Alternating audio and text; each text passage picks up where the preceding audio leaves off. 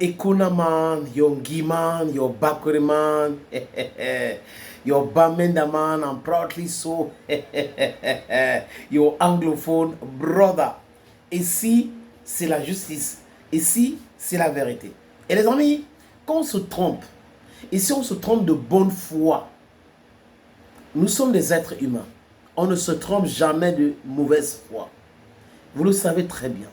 C'est pour cette raison que moi je parle de la qualité des hommes. Quand quelqu'un dit quelque chose, regardez d'abord c'est qui. Il dit ça pourquoi? Qu'est-ce qu'il avait dit hier?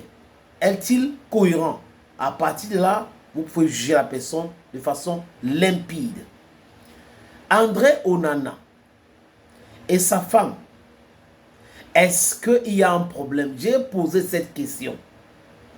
Les amis, parce que beaucoup de personnes sont dans le dilatoire. Je dis encore que sa vie privée n'est pas mon dada, mais seulement parce que c'est une personnalité publique. C'est une star de football. Sa vie privée doit être scrutée. Au lieu de donner des réponses, on procède par les menaces. Mais j'avoue, les amis, que certaines personnes exagèrent. Quand vous ne maîtrisez pas un sujet, posez-vous de bonnes questions. Comment on traite une information? L'information sur l'infidélité de la femme de André Onana, je l'ai vue. J'ai fait des podcasts, mais je me suis interrogé. Et j'ai demandé à André Onana de venir éclairer la lanterne. Je n'ai pas conclu. Donc c'est étonnant de voir des gens qui voient des informations qui paraissent dans les tabloïds, dans les blogs. Ils prennent ces informations pour agents comptables. Ils commencent à vociférer, à crier, à postillonner. Ce n'est pas comme ça qu'on procède. Nous sommes au Cameroun. Il y a la loi de la communication de 90. Si vous pensez qu'on vous a diffamé, vous pouvez demander un droit de réponse ou porter plainte pour diffamation. Donc, c'est tout ou something. Donc, ne pensez pas que de façon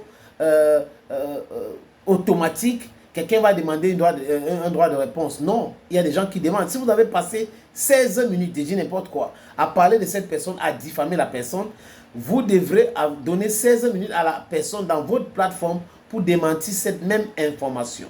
Si vous ne le faites pas, la personne peut vous porter plainte. Mais certaines personnes procèdent autrement. Ils portent plainte directement pour diffamation. Mais la question qu'on va vous poser, est-ce que vous avez essayé? Parce que la personne aussi peut dire qu'il s'est trompé de bonne foi. Maintenant, il faut un droit de réponse. Bon, les amis, c'est des choses que certaines personnes ne maîtrisent pas. Il y a des tabloïds en Angleterre qui ont parlé du vol de sac de la femme d'André Onana. On a parlé de sac de valet MS de à peu près 65 000 livres sterling. Allez faire les calculs, les amis, c'est une fortune. Dans un restaurant. Et d'autres ont dit même que la femme d'André Onana sortait quelque part dans un hôtel. Après, Harry Maguire est sortie. Elle est aussi sortie. Ils sont convergés vers une voiture. SUV 30, quelque chose comme ça. Une SUV 30 noire. Ça, c'est ce que la presse People a dit. C'est ce que les blogs ont dit. Mais ça reste toujours des rumeurs. Donc, à chaque fois que vous donnez cette information, vous devrez faire attention et donner ça avec beaucoup de pincettes. Et utiliser le conditionnel. Le conditionnel. Parce que cette information avait été démentie par la femme de André Onana. Cette information avait été démentie par Harry Maguire. Mais est-ce que parce qu'ils ont démenti que cette information est fausse? C'est la question qu'il faut se poser. Est-ce que c'est parce que la presse anglaise a parlé d'une altercation entre André Onana et Maguire lors de l'entraînement qu'il faut prendre ça pour agent comptable? C'est important de dire erreur. Parce que dans l'article que les gens utilisent pour parler de la femme d'André Onana, les amis, il y a le nom de Eric Ten Hag. Et là, on sait bien que ce n'est pas lui qui est le coach de Manchester United. C'est plutôt Amorim. Donc, si c'est maintenant, on devrait plutôt parler d'Amorim.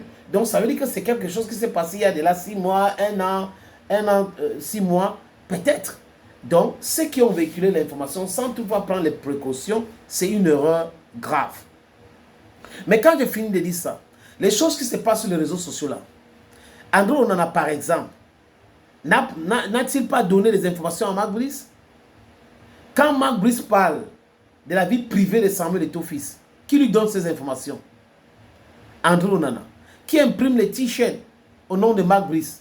Qui invite les gens au stade? Qui paie l'entrée des gens pour venir défendre Mark Brice et Onana? Ce sont des questions qu'il faut poser. Donc vous voyez que des gens passent leur temps à insulter le parrain d'André Onana, Samuel Eto'o-Fils. À l'insulter même André Onana lui-même. Il a mis en statut une vidéo de l'intelligence artificielle d'un perdu qui est quelque part aux États-Unis d'Amérique, qui passe son temps à créer ces vidéos-là, qui raconte du n'importe quoi. Et il avait traité dans une de ses vidéos de l'intelligence artificielle Samuel Eto'o-Fils de gourou de la secte. André Onana avait mis ça en statut. Est-ce que Eto'o avait porté plainte à Onana? Est-ce que les blogs qui sont pro-Onana, ouvertement on sait, c'est un voyage même avec André Onana. La finale de l'Europa League, on a vu des gens que André Onana a amenés en Espagne à Bilbao. Est-ce que Samuel Eto'o un jour a porté plainte contre ce gens-là, qui racontent à longueur de journée des mensonges, des inepties contre Samuel Eto'o-Fils? Nada, jamais. Il n'a pas fait. Donc, quand vous commencez quelque chose, vous devrez avoir ce qu'on appelle le cadio. André n'a pas ça. Parce que quand André et sa femme commencent à menacer une blogueuse, la jeune Aïcha Kamwas, ça démontre que André n'a pas de cadio. Il n'a pas de cadio. Il faut avoir de cadio. Il ne faut jamais commencer quelque chose que vous ne pouvez pas finir. Quand vous voyez quelque chose qu'on est en train de faire X, posez-vous la question. Si moi, je suis à la place là, si on fait la même chose avec moi, est-ce que je pourrais supporter cela? On a dit que Samuel Eto'o-Fils est fini. Il n'a plus d'argent. Vous croyez que les informations là viennent d'où? On a dit que Samuel Eto'o-Fils devait 200 millions à André Onana. Vous croyez que l'information là vient d'où?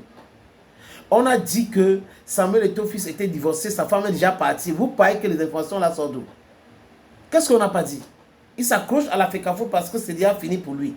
Il fait ceci à longueur de journée. Regardez les blogs. Il y a des blogs spécialisés dans les jus contre Samuel Eto'o-Fils.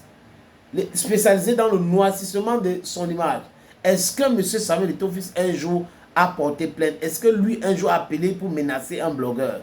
Il n'a pas fait. Il avait pourtant dit que vous allez écrire, je vais vous donner le travail. Je serai en action, pendant ce temps vous serez en train d'écrire. Vous avez vos bacs plus ceci, je suis plus intelligent que vous. À chaque fois, il les pousse à parler. Monsieur André Onana procède autrement.